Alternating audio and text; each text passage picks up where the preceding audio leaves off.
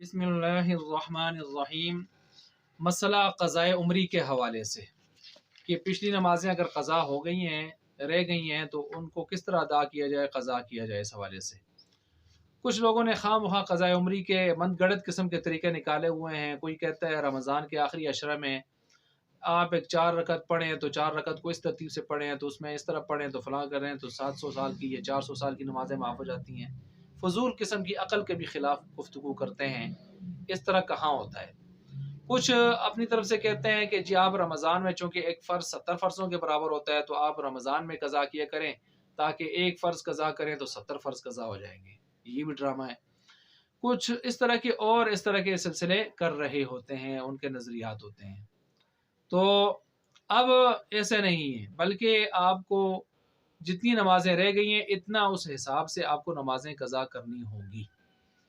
ایک طبقہ ایسا بھی ہے معاشرے کے اندر جو یہ کہتا ہے کہ جو نماز رہ گئی تو بس استغفار کر لیں، کوئی اس پر قضا نہیں ہے۔ یہ طبقہ بھی غلط کہہ رہا ہے، ایسا نہیں ہے۔ آپ علیہ الصلوۃ والسلام سے غزوہ خندق میں 4 نمازیں رہ گئی تھیں تو آپ نے ان کو بالترتیب ادا کیا تھا، جس کی تفصیل میں دوسرے کلپ کے اندر صاحب ترتیب والے کلپ میں بیان کر چکا ہوں۔ اب یہاں پر یہ بھی یاد رکھیں کہ اس کو نمازیں کس طرح قضا کرنی ہوں گی سابقہ کی۔ اگر کسی کی بہت یعنی کئی سالوں کی نمازیں رہتی ہیں، 10 سال 15 سال 20 سال یا اس طرح کے لگ بھگ سلسلے، تو وہ کیسے قضا کرے گا؟ یا آدمی ایک بعد میں جا کے اس کو جو ہے فکر پیدا ہو جاتی ہے آخرت کی، دین کی، تو اب وہ بہت شروع سے نمازوں کی کچھ قضا کرنا چاہتا ہے، تو اس کی ترتیب کیا ہوگی؟ تو اس کا مختصر خلاصہ یہ ہے کہ یہ دیکھیں کہ بالغ ہونے کے بعد اب تک اس کے عمر کیا ہوئی ہے، بالغ کب ہوا تھا اور آثار بلوغت کب ظاہر ہوئے تھے، اور اب اس کی عمر کتنی ہے۔ فرض کیا اب عمر ہے اس کی 25 سال، تو آثار بلوغت اگر اس کے ظاہر ہوئے ہیں 15 سال پر آ کر، تو 15 سال پورے ہو کر اگر 16ویں میں ظاہر ہوئے ہیں تو اس کا مطلب یہ ہے کہ اب اس کے 10 سال ہوئے ہیں ٹوٹل۔ اب ان 10 سالوں کے اندر یہ بھی یاد رکھیں آثار بلوغت کسی کو 12 سال میں بھی ہو سکتے ہیں، 14 میں بھی ہو سکتے ہیں، 13 میں بھی ہو سکتے ہیں، کسی وقت بھی ہو سکتے ہیں نا، بالغ ہو سکتا ہے۔ اگر کسی کو آثار بلوغت ظاہر نہیں ہوئے تو ہم کہیں گے کہ 15 سال پورے کر کے 16 کا ابتدا ہوگی تو گویا اس کو بالغ شمار کر لیں گے، اگرچہ آثار بلوغت ظاہر ہوں یا نہ ہوں۔ اور اگر کسی کو 15 سے بہت پہلے، کئی سال پہلے اس کو بلوغت ظاہر ہوئے تھی، اس کو آثار ظاہر ہوئے تھے، لیکن اس کو سن یاد نہیں ہے، تو ایسی صورت میں کیا کرے؟ تو ایسی صورت میں بہتر یہ ہے کہ لڑکی 9 سال سے اور لڑکا 12 سال سے آگے حساب کرنا شروع کر لے، یہ بہتر ترتیب ہے۔ بہرحال آثار بلوغت ظاہر ہوں اور پتہ ہو تو پھر وہ معاملہ ہوگا، نہیں اگر ظاہر ہوئے تو پھر 16ویں سال سے اس کے شروع ہو جائیں گے۔ اب جب سے آپ نے سٹارٹ کیے میں نے پوری تفصیل بیان کر دی، آگے اب تک کتنی عمر ہے، درمیان میں کتنے سال بن رہے ہیں، ان سالوں کو آپ نوٹ فرما لیں۔ پھر ان سالوں میں یہ بھی دیکھیں کہ آپ نے کب سے نماز باقاعدہ شروع کی ہے، سال سے، 2 سال سے، 4 سال سے باقاعدہ شروع کی ہے، تو وہ سال بھی نکال دیں آپ ان میں سے، ٹھیک ہو گیا۔ پیچھے جو سال رہ گئے ان سالوں میں دیکھیں آپ نے کیا ترتیب رکھی ہے، کس طرح نمازیں کتنے دنوں کی پڑھی نہیں پڑھی۔ یقین کے ساتھ تو آپ نہیں کہہ سکتے نا، اندازے ہی کریں گے، تو اندازے کے ساتھ آپ ایک حساب کر لیں، اس حساب میں آپ کو پتہ چل جائے گا، اندازے کے ساتھ جو حساب کیا ہے اس حساب میں آپ جو فگر آیا ہے اس میں کچھ اور بھی لگا دیں، اپنی طرف سے ایڈ کر لیں، جمع کر لیں، کیونکہ زیادہ پڑھ لینے میں کوئی حرج نہیں ہے، زیادہ جو ہوں گی وہ آپ کی نفل بونس ہو جائیں گے، لیکن کم نہیں ہونی چاہیے، ٹھیک ہو گیا۔ پھر یہ نمازیں آپ ساتھ ایڈ کر لیں گے، جمع ہو جائیں گی۔ اب آپ جو ہے کاپی کے اوپر لکھ لیں اپنی یادداشت کے لیے اور پڑھنا شروع کریں۔ بہتر یہ ہے کہ ہر نماز کے ساتھ آپ ایک ایک نماز پڑھتے رہیں، اور وتر واجب بھی رات کو جب آپ پڑھیں تو اس کے ساتھ ہی پڑھ لیں، ہر نماز کے ساتھ ایک پڑھ لیں یا 2 پڑھ لیں، اور ترتیب مضبوط رکھیں پھر اسی ترتیب سے۔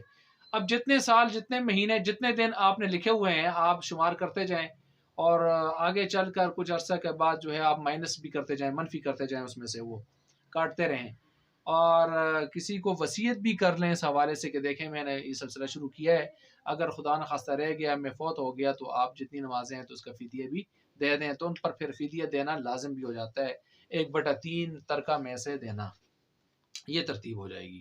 اور انشاءاللہ اگر اس طرح کچھ رہ بھی گئیں تو انشاءاللہ معاف ہو جائیں گے، امید ہے کہ اللہ تعالیٰ کے ہاں معافی مل جائے گی اس ترتیب سے۔ استغفار بھی انسان اس کے ساتھ ساتھ کرتا رہے اور اللہ سے توفیق مانگتا رہے اس حوالے سے۔ تو یہ ترتیب ہوگی، وہ اس ترتیب کے ساتھ وہ نمازیں آگے قضا کرتا رہے گا۔ تو میں نے عرض کیا کہ ہر نماز کے ساتھ ایک ایک کم از کم شروع کر لیں، یہ آسانی کے ساتھ اس طرح ہوتا رہے گا۔ اور نیت کس طرح کریں آپ، یہاں پر مسئلہ یہ ہے۔ تو یاد رکھیں، اگر آپ کو پچھلی نمازوں کا فگر یاد ہے اور آپ کو دن ترتیب سے یاد ہیں، نمازیں تھوڑی ہیں، تو ایسی صورت میں آپ پھر تعیین کے ساتھ پڑھیں گے۔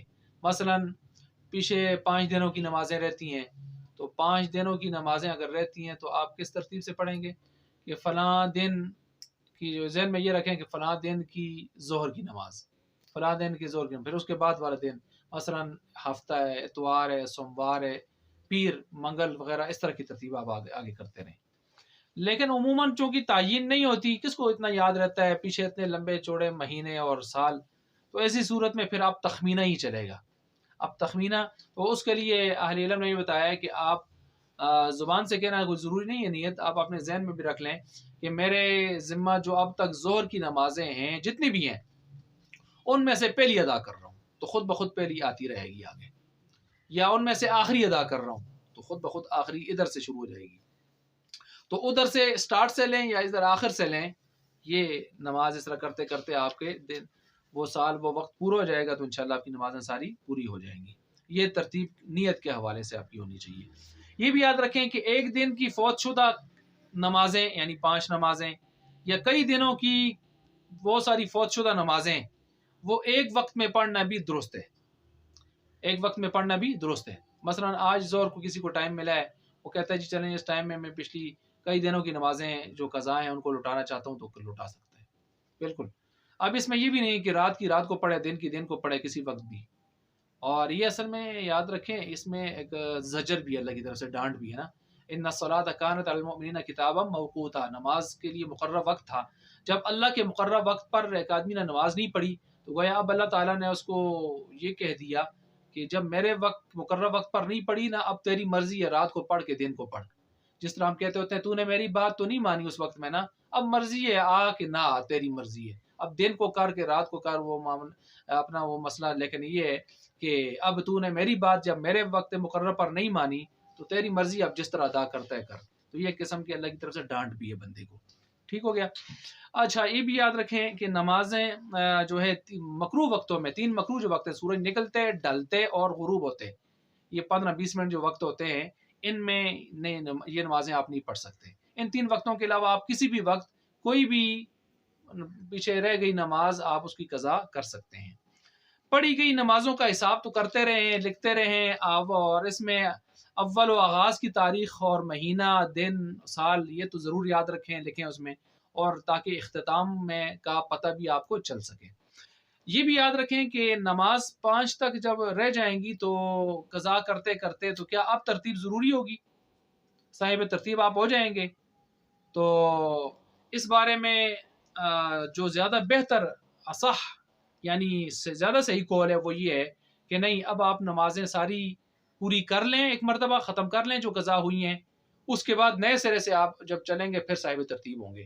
لہٰذا اگر آپ کی واپس کرتے کرتے 5 نمازیں رہ گئی ہیں، تو 5 نمازیں رہ گئی ہیں، تو اب آپ نے وقتی نماز اگر پہلے پڑھنا چاہتے ہیں تو یہ 5 نمازیں، یعنی اگر یہ قضا کرتے کرتے زیادہ نمازیں تھیں، غیر صاحب ترتیب تھا، تو یہ کرتے کرتے اگر 5 تک پہنچا ہے تو پھر بھی ہم اس کو صاحب ترتیب نہیں کہیں گے۔ زیادہ بہتر قول یہی ہے جب تک یہ 5 بھی مکمل نہ کر لے، اور پھر نئے سرے سے یہ جب 5 بھی ختم ہو جائیں گی نا، تو نئے سرے سے یہ صاحب ترتیب کا حکم پھر یہ پا لے گا۔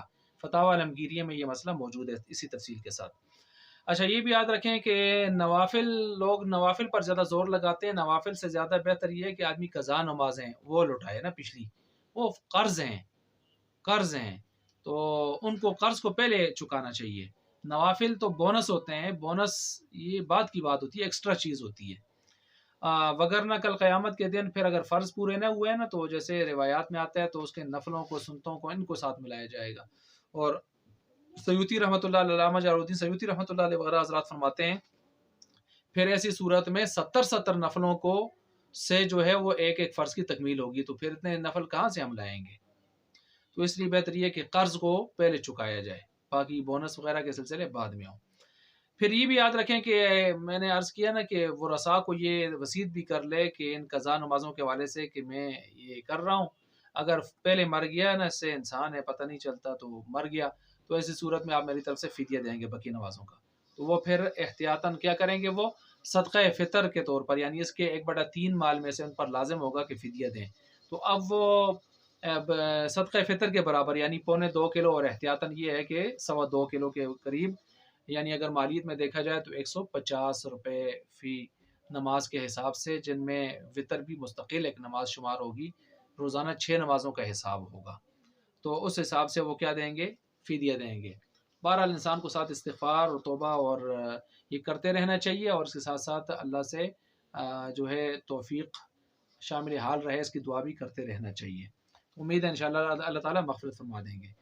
اب یہ بہت ساری تفصیلات ہیں جو میں آپ کے سامنے رکھ چکا ہوں اس حوالے سے کہ نمازوں کو کس طرح قضا کرنا ہے اور کیا اس کی ترتیب ہوگی. اللہ تبارک و تعالیٰ سمجھنے کی عمل کرنے کی توفیق